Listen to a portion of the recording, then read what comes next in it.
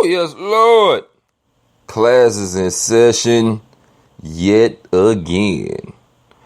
Welcome to another edition of the Heezy Hoopcast, powered by AnimalHeezy.com.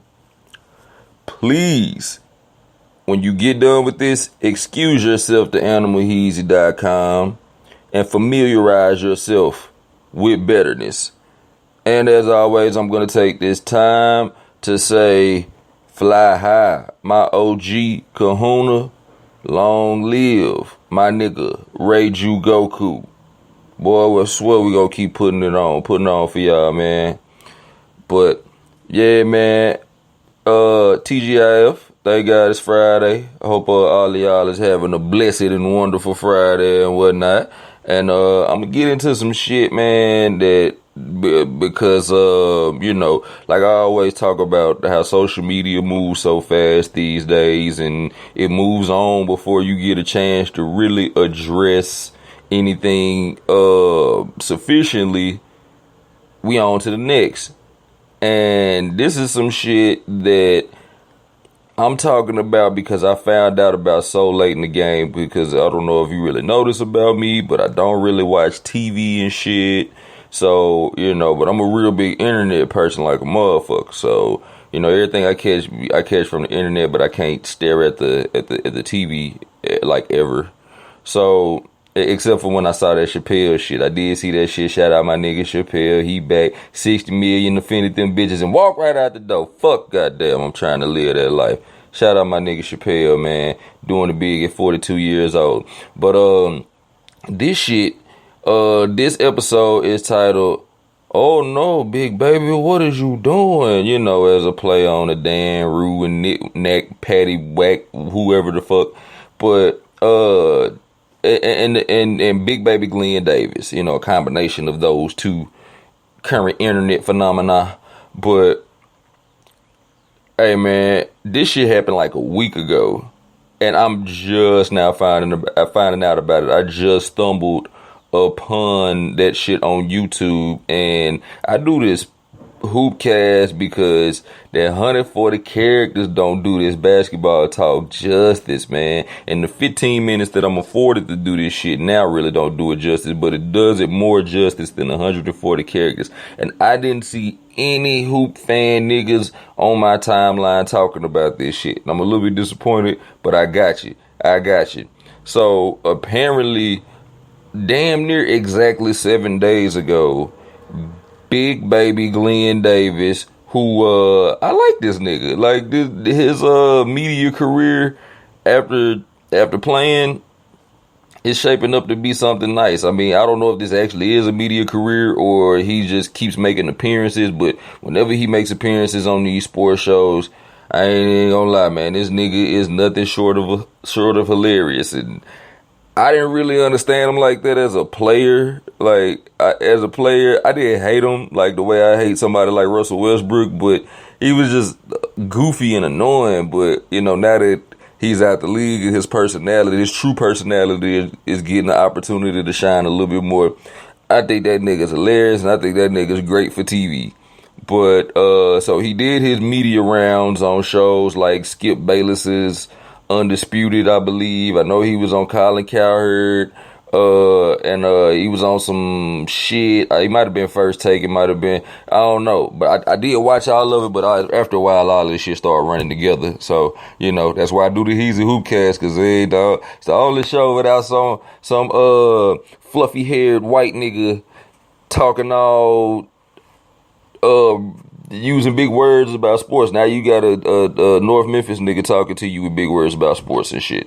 But the Big Baby rounds was hella fucking interesting, because the first thing they talked to him about, I mean, I'm like, what's going on with this nigga? They talked to him about the Celtics reunion and mentioned that all of the Celtics are getting together to celebrate the 10-year anniversary of winning their championship.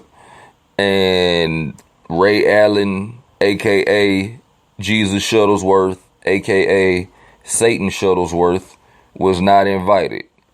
Now, first off, I'm like, why are they even bringing this up? Especially if it's supposed to be in some remote location, as Basil Exposition would say on Austin Powers. It's supposed to be in some secret location and shit. So don't nobody know where it's at. Ain't nobody outside the Celtics gonna be there. Why y'all even talking about it? Why y'all even putting it in the media? Then even bringing up the Ray Allen shit.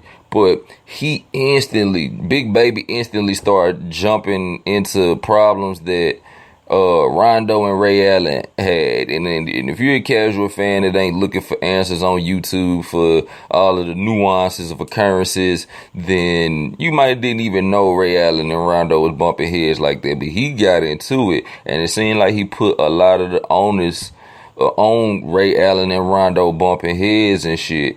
But did mention that Danny Ainge from the Celtics and Doc Rivers, when he was coach of the Celtics, didn't do all that they could do to kind of mitigate the problems that was going on between Ray Allen and Rondo. And I did like that. I have heard about how like difficult Ray Allen was. Like Rondo gets this stigma for being this bullheaded point guard, but I heard that Ray Allen was a kind of a piece of shit too. So when somebody tried to make it all about Rondo, I think it was Colin Cowherd tried to make it all about Rondo and him being difficult and shit. Big Baby was like, yeah, but Ray Allen wasn't no easy guy to get along with either. And I could kind of appreciate that shit. It was a little weird, you know what I'm saying? But I could appreciate him keeping it real, but even when he said that, Jesus wasn't no easy person to get along with, he still kept it real and said he deserved to be in that secret location ass meeting too. You know what I'm saying?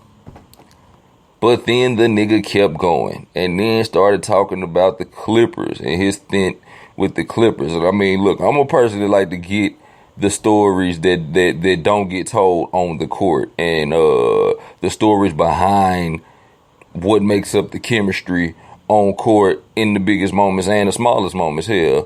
So I'm into that shit. So I was intrigued all while I was like, bro, what is you doing? But he started talking about the Clippers and started saying they locker room was a mess, and it was a mess back when he was playing there, and DeAndre Jordan and Blake Griffin is like best friends, and Chris Paul, it was kind of off to himself on some Kobe type shit. And when you lose a 3-1 lead in the playoffs to go to the Western Conference Finals, which I believe the Clippers have still not been to with this squad, that you got to do some gut check type shit. But Doc Rivers I got from it that Doc Rivers became GM to kind of supersede the power of the players and everything, so he could be a little bit more than the coach. But somehow these players like Chris Paul, DJ, Blake Griffin are still so Hollywood with all their endorsements and all their obligations and shit that, it's still kind of hard to get through to them, because they are the stars and they do mean so many different things to so many different people, so many different entities, so many different companies, like Jordan Brand, like State Farm, like all of this other shit. And then, said that because of those things, niggas ended up playing for their numbers. Niggas ended up playing for their rebounds. Niggas ended up playing for their totals and not playing to win. And Doc should have been start kicking niggas out the door. And I'm like, wow, nigga. Wow, that shit is crazy. Like just really spilling the tea, so to speak, on these niggas' locker room, like on active players. And that shit is always weird to me when niggas start quote unquote spilling the tea, no homo, about shit that's going on right now. Like not after the fact, not after niggas retire and the statute of limitations has passed. Nah, nigga, why these niggas still gotta look each other in the eye while we still gotta watch them play and everything. I be thinking that's amazing. But and I thought it was interesting what he said about Chris Paul and his ways and him being, kind of off to himself in a Kobe-like fashion, which make me believe that, Chris Paul and Kobe might have been meant to be together. Like Chris Paul was probably meant to play in LA, but just he ended up on the wrong team. He ended up on the wrong LA team. It was meant to be with Kobe. And if you have two Vegeta samurai focused ass niggas like them playing together, and what you can attract for free agency from there, I mean, I don't know. Maybe Kobe does get 6. I'm not even saying he gets not 6, not 7, not 8, not 9, not that shit. But maybe he does get 6. You know what I'm saying? And maybe, you know, Chris Paul and Kobe could have been the original LeBron and Kyrie, except I kind of think Chris Paul and Kobe is a better tandem than LeBron and Kyrie. Not by much though, because LeBron and Kyrie is beasted. But since they didn't want that to happen, that's why they blocked the trade. Drop the conspiracy sounds, nigga. But yeah, Big Baby said that, even JJ Redick went to the Clippers for a ring. And nigga said something funny. He said JJ Redick was talking about how dysfunctional the locker room was. And the nigga Big Baby said, when JJ Redick talks, when JJ Redick speaks, you listen. I think it was Colin Cowherd that was like, why did you say that? I mean, he went to Duke. He's smart. But yeah, he said JJ Redick went to the Clippers to hunt down the ring. And they really put a great squad together to chase that.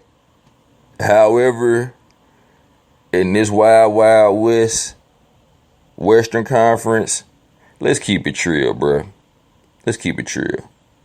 The Clippers was never going to win the West. Like, okay, they could have made the Western Conference Finals. They could have not blew that 3-1 lead. Like, while we talking about OKC and we talking about the Warriors, and nigga, just forget that the Clippers were the original 3-1 lead blowers. But they shouldn't have did that, and they should have at least made it Western Conference Finals to lose in the Western Conference Finals. But let's keep it real. This team was never gonna come out the West. Like, it's constructed to be good enough. But I mean, when you got, it's just not fair that you got the Spurs, you got the Warriors, you had the Thunder when it was you had the Thunder when it was Kevin Durant and Russell Westbrook, two MVP caliber players playing together. And who else was it? It's somebody else. But it's too much. The West is way too wild, and them niggas was never gonna win, ever. And I used to be sad. Like, it used to Slick make me sad. Slick make me feel bad that they might never win a ring as good as this team is constructed. But I don't think they was meant to win. I just think they was always meant to compete. And I had to switch my perspective. Like, it's almost like they are just perennial competition. I mean, every time the biggest juggernauts in the West, Spurs, Warriors, OKC, maybe say Rockets, because they started rising in the past 3 years, they're going to have a tough challenge along the way in the Clippers. And you still gotta, don't take 7 games lightly. 7 games is a lot of fucking time. You know what I'm saying? It's a lot on the body before you go play 7 more games. And they're always in the way. They're always in the way to beat you up on the way to the Western Conference Finals, on the way to the NBA Finals. You have to survive the Clippers. You probably will, but you're gonna hurt afterwards. And it's like they're meant to just perennially challenge that on some Goro shit. Goro from Mortal Kombat before you get to Shao Kahn. And if you look at it that way, I think it ends up being kind of cool. But, Big Baby, you is on the one. AnimalHeats.com. Visit. then move in.